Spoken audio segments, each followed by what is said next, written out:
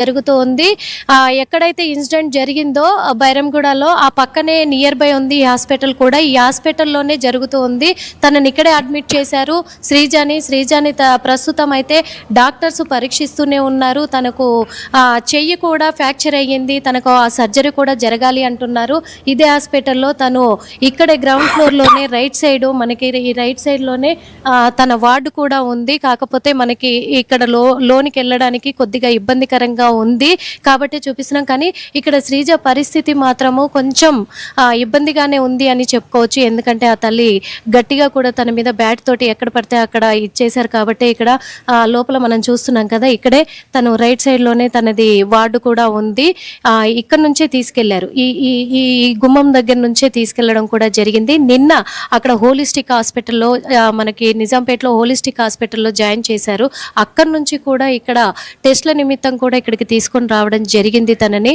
మరి ఇప్పుడు తిరుమల హాస్పిటల్ ఇక్కడ అందరికీ తెలిసిందే. ఈ హాస్పిటల్లోనే ఇక్కడ తనని జాయిన్ చేశారు సచిన్. కానీ అక్కడ మదర్ అయితే అసలు మాట్లాడడానికి నిరాకరించేసి కూడా చాలా దురుసుగా కూడా ఇది చేస్తున్నారని చెప్పుకోవచ్చు. మనం చూస్తున్నాం కదా. ఎందుకంటే మీడియా వాళ్ళు ఎట్టి పరిస్థితుల్లో కూడా రావద్దు అని వార్నింగ్లు ఇస్తున్నారు అక్కడ నిందితురాలు. అలాంటి పరిస్థితుల్లోనే ఇక్కడ కొనసాగుతూ ఉంది. ప్రస్తుతానికి డాక్టర్లు పరీక్షిస్తున్నారు తనని. పూర్తి అప్డేట్ కూడా డాక్టర్లు కూడా అందిస్తామని చెప్తూ ఉన్నారు. ఎందుకంటే తన పరిస్థితి ఎట్లా ఉంది ఏంటి అనేది మనం ఇంతకుముందు వెళ్ళాం కదా. వెళ్ళి తనతో మాట్లాడే ప్రయత్నం చేశాము, మాట్లాడించాము. శ్రీజను కూడా చూసాము. శ్రీజ మాత్రము చాలా ఇబ్బందికరంగా నాకు చాలా ప్రాబ్లంగా ఉంది అని చెప్పేసి కూడా తను చెప్తూ ఉంది. కాకపోతే శ్రీజ చాలా చిన్న వయసులోనే ఉంది. ఇప్పటికైతే తను మేజర్ ఏం కాదు అనిపిస్తుంది. తను ఇప్పుడు స్టడీ కూడా కంటిన్యూ చేస్తూ ఉంది. అలాంటి టైంలోనే ఇదైంది. కాకపోతే అలా చూసేసరికి ఆ తల్లికి కూడా చాలా ఇబ్బందికరంగా ఎట్లా అనిపించిందో తెలియదు. కానీ నా కూతురు నా మాట వినట్లేదు అనే ఇదిలోనే తను ఇచ్చేశాను అని చెప్పేసి కూడా చెప్తుంది. ఈ పరీక్షలన్నీ పూర్తయిన తర్వాత ఖచ్చితంగా కూడా నేను మీడియా ముందు చెప్తాను ఏం చేశానని చెప్పేసి అని ధైర్యంగా తను ఒప్పుకుంటుంది. అవును, నేనే కొట్టాను, నా కూతుర్ని నేనే కొట్టాను, ఆ శ్రావణ్ అనేవాడిని కూడా నేనే కొట్టాను అని ఆ తల్లి చెప్తూ ఉంది. నిందితురాలు ఖచ్చితంగా తనే ఒప్పుకుంటుంది సచిన్.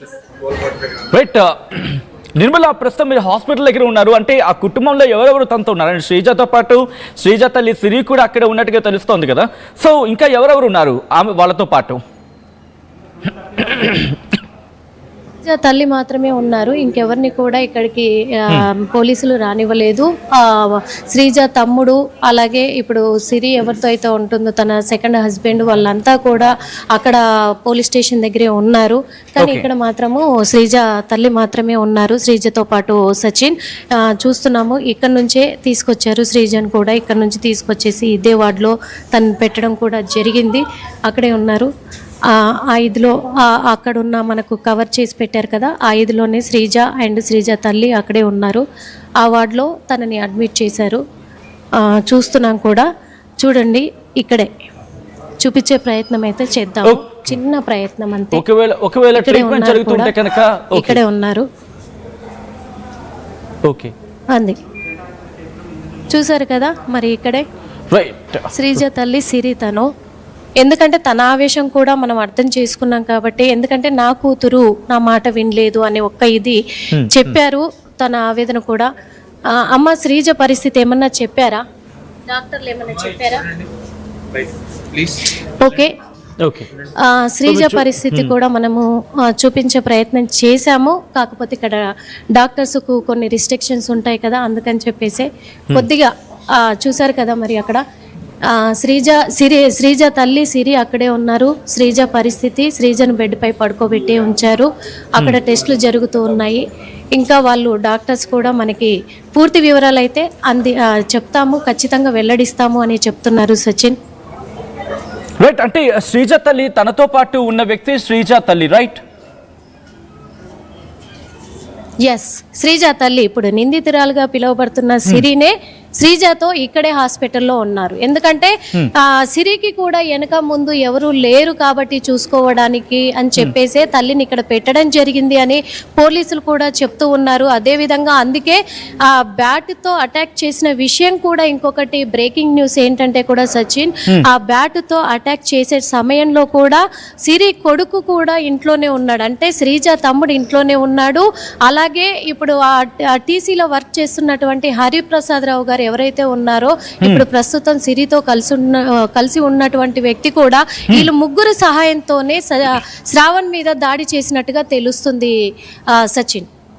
రైట్ నిర్మల, ప్రస్తుతం శ్రీజ తల్లి సిరి అక్కడే ఉన్న క్రమంలో పోలీసులు కూడా అక్కడే ఉన్నారు. మొత్తం పోలీస్ పహరా అంటే వాళ్ళకి అఫ్కోర్స్ ఎందుకంటే విచారణలో ఉన్నారు కాబట్టి ప్రస్తుతం పోలీసులు కూడా అక్కడే ఉన్నారా? పోలీసులు కూడా ఇక్కడే ఉన్నారు. ప్రస్తుతం అయితే ఇక్కడ పోలీస్ బందోబస్తు ఏర్పాటుతోనే తనకు కొన్ని నిబంధనలతోటి ఇక్కడ శ్రీజ దగ్గర పెట్టడం జరిగింది.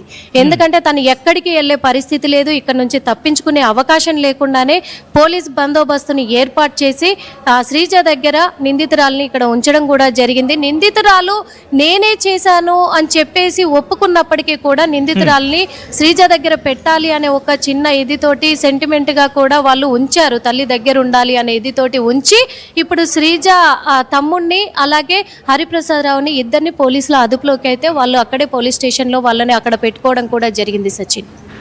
రైట్ ఒక్కసారి నిర్మల మీరు లైన్ లో ఉండే ప్రయత్నం చేయండి. ఇదే అంశానికి సంబంధించి ఆర్టీవీ ఎక్స్క్లూజివ్ గా మాట్లాడింది శ్రీజ తల్లి సిరితో.